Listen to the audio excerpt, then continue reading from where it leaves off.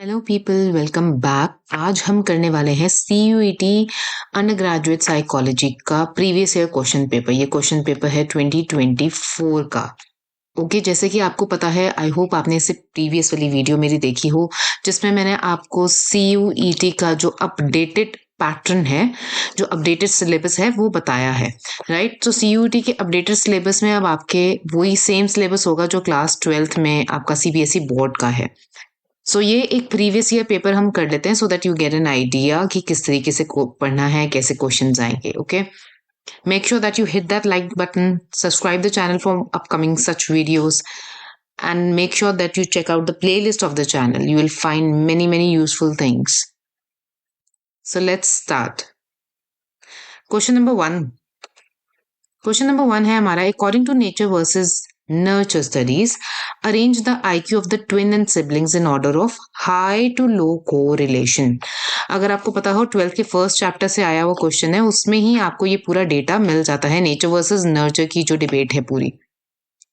Now to solve this question, अगर आपको data नहीं भी याद कि किसका कितना परसेंटेज कोरिलेट करता था, आपको जो एक चीज इंपॉर्टेंट करनी है वो ये कि आपको ये पता होना चाहिए कि सबसे ज्यादा तो आइडेंटिकल ट्विंस की जो है मैच करेगी हमारी IQ लेवल, राइट, क्योंकि उनका जेनेटिक कंपोनेंट सबसे ज्यादा वो शेयर करते हैं।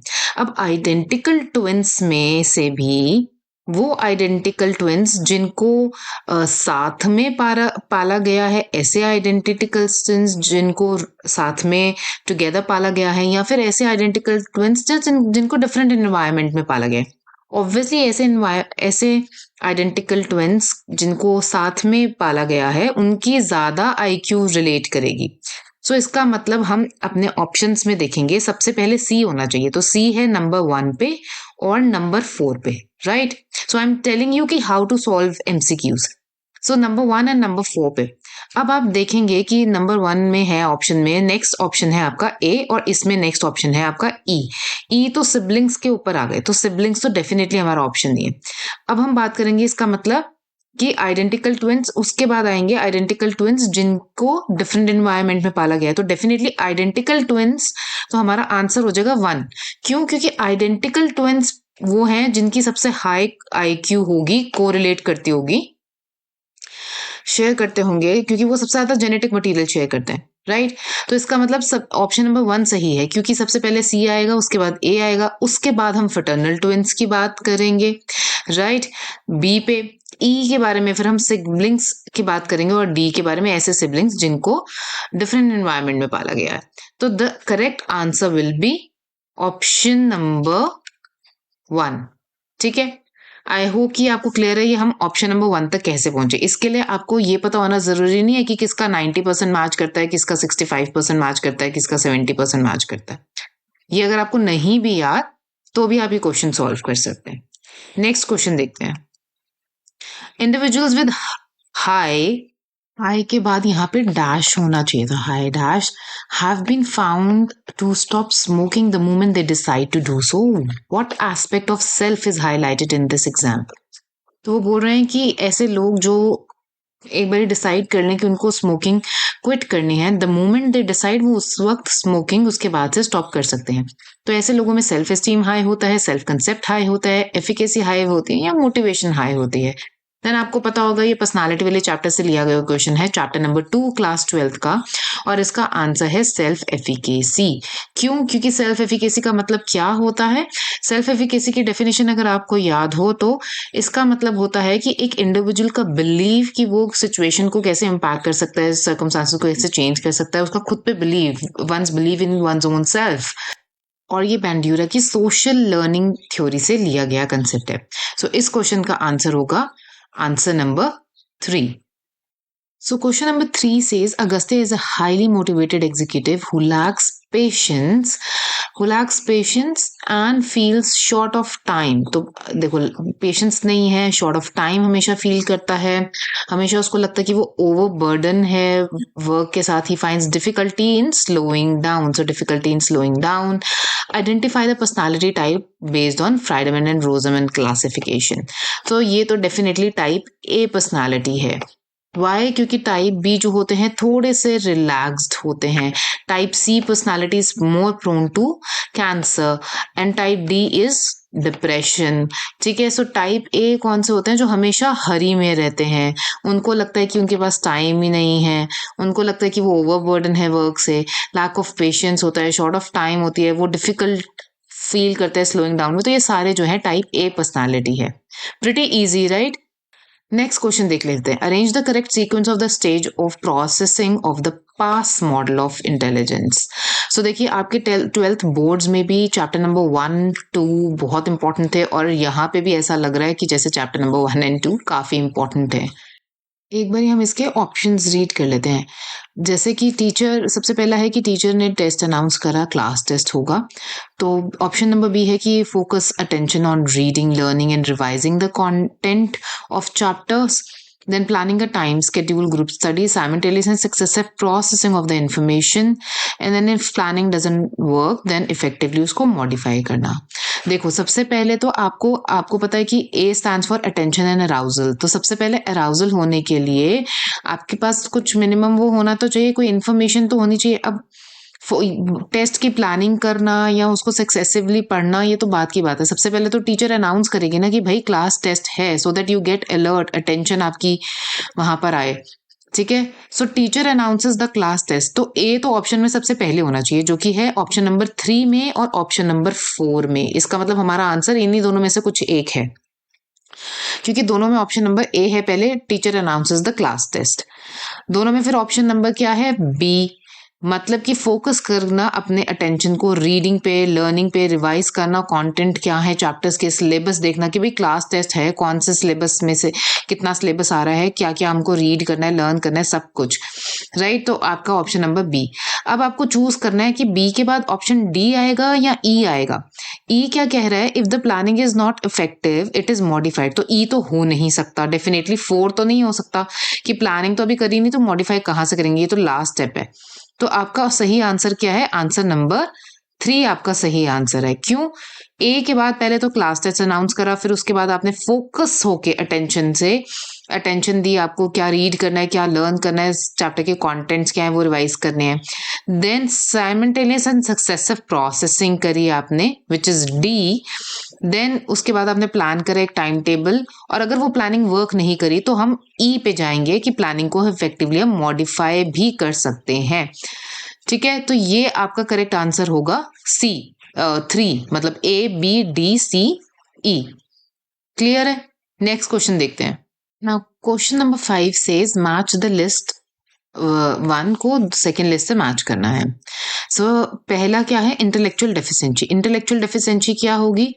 Anything which is score below 70 is intellectual deficiency. तो ए का 2 देखो यहाँ पर 1 ऑप्शन नंबर 1 में और 2 में है. ठीक है जी. सेकंड का देखते हैं. Intellectually gifted. इंटेलेक्चुअली गिफ्टेड मतलब कि उसका हाई आईक्यू होगा, मतलब कि अबव 130. तो बी का 3, दोनों ही ऑप्शन में बी का 3 है. ठीक है. सी पे चलते हैं.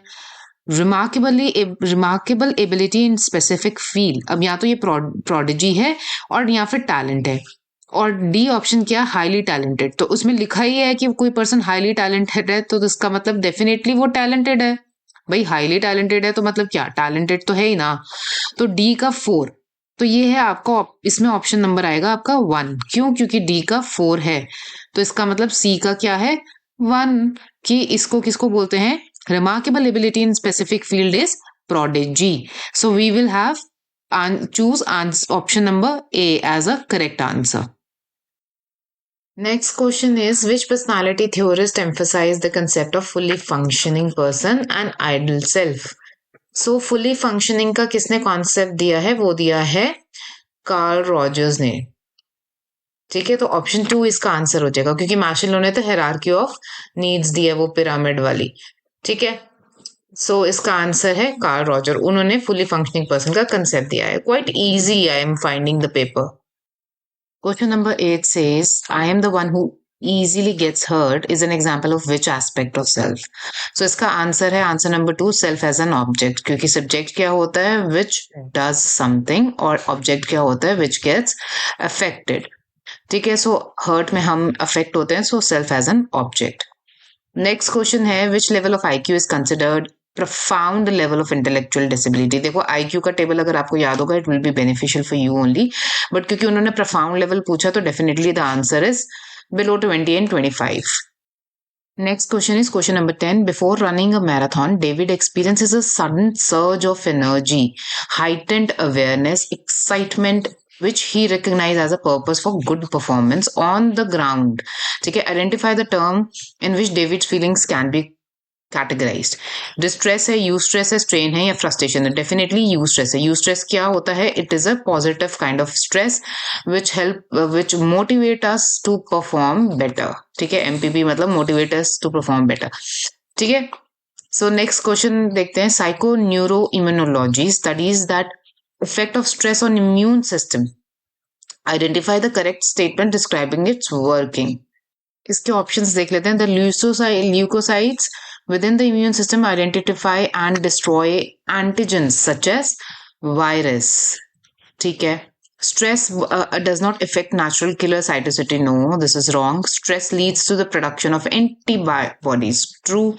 There are several kind of leukocytes including T cells, B cells, natural killer जिसको हम NK cells भी बोलते हैं. True. D cells produce antibodies. Wrong. तो इसका आंसर क्या हो जाएगा? ACD. Option number 3. Next question, match the list. List 1 को लिस्ट 2 से मैच करना है. सो इसमें टास्क ओरिएंटेड स्ट्रैटेजी इसमें से कौन सी होगी? It will be a maintaining a time schedule. ठीक है. इमोशन ओरिएंटेड स्ट्रैटेजी क्या होगी? इमोशन मतलब टॉकिंग टू अ फ्रेंड और watching to TV. This is how we manage our emotion. Avoidance orientation strategy क्या होगी? worry about what I'm going to do. और coping क्या होता है? कोपिंग एक डायनामिक सिचुएशन स्पेसिफिक रिएक्शन होता है टुवर्ड्स द स्ट्रेस. तो इस हिसाब से ए का हुआ 2. ठीक है. सो मतलब ये इसका ऑप्शन ये है. ए का 2, बी का 4, सी का 3 एंड डी का 1. How happy were you with your job on the whole? Identify the type of question. Choose the correct answer for the following. ये क्लोज एंडेड क्वेश्चन है, ओपन एंडेड है, direct question है या bipolar question है? Bipolar question कहते हैं जब दो एक्सट्रीम के बारे में बात हो रही हो. ठीक है, दो एक्सट्रीम्स. जैसे I was very happy on my job. ठीक है, I was really unhappy with my job. ठीक है, तो वो बोल रहे how happy were you with the job. So it's kind of a bipolar question. Next question है. An 18-year-old male had a severe dislike for touching doorknobs. He feared contamination, spent hours washing his hands. He had to open a door of his office. He spent almost 3-4 hours taking showers, spent a lot of time cleaning. Incidental contamination का है उसको. So eventually he stopped waking up in the morning as it was not worth the effort. Identify the disorder. ये तो समझ ही आ रहा है कौन सा disorder है. तो ये OCD and related disorder है. Then when an alcoholic is given a mild electric shock and asked to smell alcohol repeatedly from the association between the two, this kind of treatment is known as aversive conditioning. Very simple, क्योंकि उसको साथ में एक mild shock मिल रहा है, फिर वो alcohol smell कर रहा है और माइल्ड शॉक मिल रहा है. तो इससे क्या हो रहा है? कंडीशनिंग हो रही है अल्कोहल की और शॉक की. तो अब जब वो अल्कोहल की स्मेल लेगा उसको वो शॉक याद आएगा और इस तरीके से उसकी अल्कोहल छूट जाएगी. So this is aversive conditioning. Next question. An adolescent started therapy a week back. Based on the formulating the adolescent's problem, the therapist feel that the boy will be capable of arriving at solutions through a process of personal growth. The therapist approach to therapy is an accepting environment. Identify the therapy being involved. This is definitely clearly this is existential therapy. Arrange the steps in correct sequence of the following systematic desensitization technique. Okay, so the therapist relaxes the client and asks him to think about the least anxiety-provoking situation. Client is interviewed to elicit fear-provoking situation. Yes, सबसे पहले तो interview तो करेंगे ही करेंगे, तो मतलब B तो सबसे पहले होना ही चाहिए. तो बी आपका जो है यहाँ पर सिर्फ एक ही ऑप्शन में है, विच इज ऑप्शन 2. ठीक है, तो ऑप्शन 2 देखते हैं. बी के बाद C. The therapist prepares a hierarchy of anxiety hierarchy produce anxiety provoking stimuli with least anxiety provoking at the bottom. ठीक है, तो सबसे ज्यादा जो एंजाइटी प्रोवोक करता है वो सबसे ऊपर, और जो सबसे कम एंजाइटी प्रोवोक करता है वो नंबर 5th पे, लेट्स से। ठीक है, तो यहाँ पे हाईएस्ट जो एंजाइटी प्रोड्यूस करता है, यहाँ पे जो लीस्ट प्रोड्यूस करता है। देन सी ए हो जाएगा, तो थेरेपिस्ट रिलैक्सेस, फिर उसके बाद थेरेपिस्ट रिलैक्स करता है क्लाइंट को और उसको थिंक बोलता है सोचने के लिए to about the least anxiety. तो नीचे से हम ऊपर की तरफ मूव कर रहे हैं, from the least anxiety provoking to the highest anxiety provoking situation, right. So उसके बाद आता है आपका D, the client is asked to stop thinking for a fearful situation if the slightest tension is felt. And last में उसको जो session होता है, the client is able to imagine more severe provoking situations while maintaining relaxation. तो उसको हम बोलते हैं कि भाई थोड़ा तो ऐसे करते करते जो है लीज से हाई पे जाते हैं और उसमें सिचुएशन में जो है अपना काम भी मेंटेन करके रखते हैं साथ साथ। सो अब क्वेश्चन नंबर 19 है, match the list again. Logotherapy किसने दिया है? लोगोथेरेपी तो सबको पता है कि ये दिया है विक्टर फ्रैंकल ने, ए का 2। अब देखो इसमें सब में ए का 2 पहला ही है, इसका मतलब आपको बी फिगर आउट करना पड़ेगा करेक्ट आंसर पता लगाने के लिए। बी क्या है? Client centred therapy. तो क्लाइंट सेंटर थेरेपी सबको पता है कि क्लाइंट सेंटर थेरेपी दी है कार्ल रॉजर्स ने।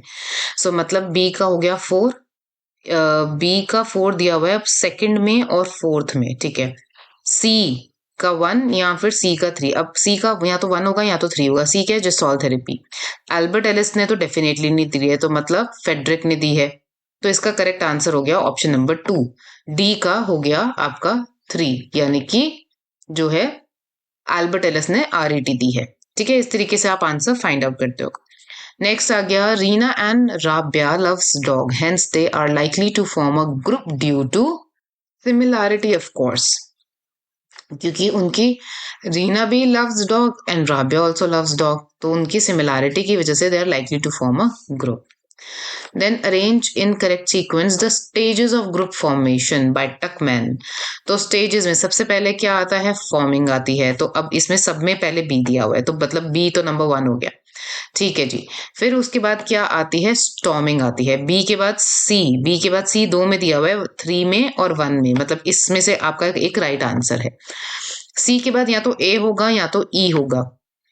तो सी के बाद ई तो हो नहीं सकता, एडजर्निंग तो सबसे लास्ट में होता है, तो जिसका मतलब एडजर्निंग सबसे लास्ट में होता है, तो आपका हो गया आंसर 1। ठीक है, B C and then forming, उसके बाद स्टॉर्मिंग, उसके बाद नॉर्मिंग आता है, और उसके बाद आता है आपका परफॉर्मिंग, और लास्ट में एडजर्निंग। सो इस तरीके से आप इसका आंसर फाइंड आउट करेंगे। नेक्स्ट क्वेश्चन है, which of the following is not a part of Gardner's theory of multiple intelligence. तो इसमें से म्यूजिकल, कॉम्पोनेंशनल, इंटरपर्सनल, इंट्रापर्सनल, तो इसमें से कॉम्पोनेंशनल इसका होगा आंसर, क्योंकि म्यूजिकल इंटेलिजेंस भी होती है, इंट्रापर्सनल भी होती है और इंटरपर्सनल भी होती है। तो उन्होंने नॉट पूछा है, तो क्वेश्चन ध्यान से पढ़ना, तो इसका आंसर होगा componential. Next question, why are most Asian cultures called as collectivistic. ज्यादातर एशियन कल्चर्स को कलेक्टिविस्टिक क्यों कहा जाता है? पहला, the boundary between self and other is relatively fixed. No, the boundary between self and others is shifting, thus at times fussing with cosmos and fusing with cosmos, and at other times fully withdrawn. True. Clear dichotomies man and nature के बीच में तो होती नहीं है। Self and group exist as two different. No. So इसका मतलब इसका आंसर है 2, the boundary of self and others is shifting, thus fusing with the cosmos at times and other times fully withdrawn. Next question. Arushi was a friendly, outgoing, relaxed girl who could be described as fat, round, and soft. According to Sheldon typology, Arushi fall under which category? तो ये हो जाएगा आपका endomorph. ये आप कैसे याद करोगे? अंडे की तरह, राउंड राउंड। एंडो मतलब राउंड, ठीक है। और एक्टो मैंने आपको बताया था, टी स्टैंड्स फॉर टॉल, ऐसे याद करना है, ठीक है। और फिर जो रह गया वो है मीजोमॉर्फिक। तो एंडो मतलब राउंड राउंड, तो वो है ना यहाँ पे राउंड राउंड फैट, ठीक है। Question number 25, while judging a personality pageant, raters have high scores to contestants were already famous because of their presence in popular TV serial or advertisement and tend to give low scores to those who were not so popular. This phenomenon is called halo effect. कि भाई जो तो ज्यादा popular है उसको तो ज्यादा marks दे दिए और जो कम पॉपुलर है उसको नॉट सो पॉपुलर है उसको दिए low scores. Now match again the list 1 and list 2. तो सबसे पहला है इसमें सेल्फ एस्टीम. सेल्फ एस्टीम क्या होती है? सेल्फ एस्टीम होती है हमारी judgement about our own values और वर्थ. मतलब ए का टू तो सब में ही दिया हुआ है, ठीक है. Self efficacy. सेल्फ एफिकेसी क्या होती है? The extent to which an individual believe they themselves can control their life outcome. तो बी का हो गया 1. तो बी का 1 तो इस यहीं पे दिया हुआ है 3 पे. इस देखो कहीं पे भी ए के 2 के बाद बी का 1 कहीं पे नहीं है. बट आपको पता है कि बी का 1 है आंसर, तो इसका मतलब आपका आंसर 3 हो गया. ठीक है, इस तरीके से आप टाइम सेव कर सकते हो. सी का है 4. सो सोशल सेल्फ किसने दिया है? कार्ल रॉजर ने. और डी का है सेल्फ कंसेप्ट. सेल्फ कंसेप्ट का क्या मतलब होता है? The way we perceive our self and the ideas we hold about our competencies. ठीक है. Which one of the following is characteristics of crowding experience? One of which is the not. तो लिखा है not a characteristics of crowding experience. तो इसमें definitely feeling of comfort इसका answer होगा. You can not feel comfort when you are in the crowd. Feeling of uncomfort और uneasy जरूर होता है. ठीक है. According to Holmes and Rahe arrange the stressful life events in sequence from highest to lowest term their severity. तो मतलब कोई stressful event है लाइफ का जिसको आपको हाईएस्ट टू लोएस्ट H2L आपको उसको अरेंज करना है अकॉर्डिंग टू देयर सिवियरिटी. पहला है अनएक्सपेक्टेड एक्सीडेंट और trauma, breakup with a friend, illness of family, death of close family member, change in eating habit. तो सबसे पहले तो मेरे को लगता है कि death of a close family member highest severity होगी ट्रॉमा की, विच इज डी. तो मतलब 1 2 3 में से कोई आपका आंसर है. Then comes definitely unexpected accident और ट्रॉमा. तो डी के बाद ए मतलब आपका आंसर है 1, क्योंकि उसके बाद डी के बाद ए और किसी में ऑप्शन में नहीं है. Then comes C illness of a family member. And then comes B breakup with a friend. और सबसे लास्ट में है change in eating habits. Beth, aged 18, have been trying to keep a secret from her family and friends. She is a binge eater. When others are not around, she gorge on cakes, ice cream, and other foods as fast that she hardly has time to chew. ठीक है, मतलब इतनी जब 18 साल की है Beth और वो जब एक सीक्रेट अपनी फैमिली से और फ्रेंड से छुपा रही है कि वो बिंज ईटर है और वो केक्स को, आइसक्रीम को, अदर फूड्स को ऐसे खाती है कि मतलब उसको चबाने का भी टाइम नहीं है, बस खपड़ खपड़ उसको खाना है. And she begins, there is no stopping. एक बार वो शुरू होती है तो कोई रुकती नहीं है जब तक उसका बिल्कुल पेट दुखने ना लग जाए. आफ्टर हर बिंज उसको बड़ी डिस्गस्टिंग फीलिंग होती है अपने आप से एंड वो अपने आप को पर्ज करने के लिए, वॉमिट करने के लिए फोर्स करती है, जैसे मुंह में उंगली डाल के या फिर लैक्सेटिव लेके. ठीक है, तो उसकी लाइफ टोटली डोमिनेटेड है bye her obsession with the food. Beth is suffering from which disorder? Bulimia nervosa. और इस तरीके के क्वेश्चन आपके 12th के पेपर में भी आ सकते हैं. Identify the neuro developmental disorder. तो न्यूरो डेवलपमेंटल डिसऑर्डर में ऑटिज्म तो आता ही है.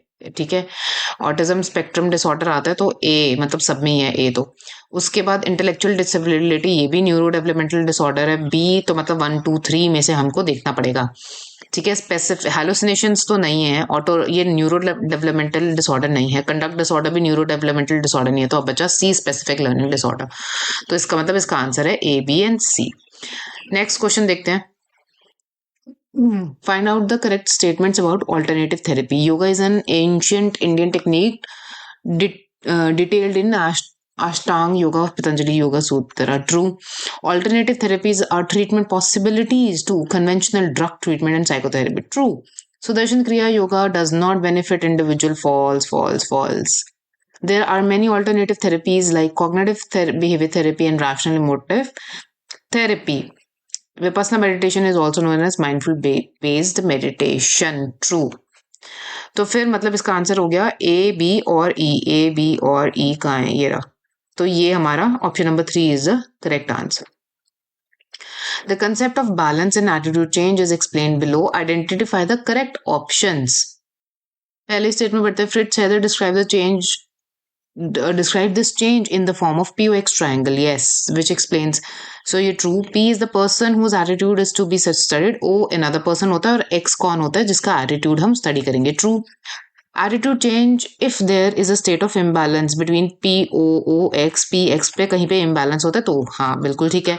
Imbalance is found when all three sides are positive. Wrong. Imbalance is found when three sides of POX triangle are negative. Wrong. तो इसका answer हुआ A B C. A B C यानी कि 2 इसका करेक्ट ऑप्शन हुआ.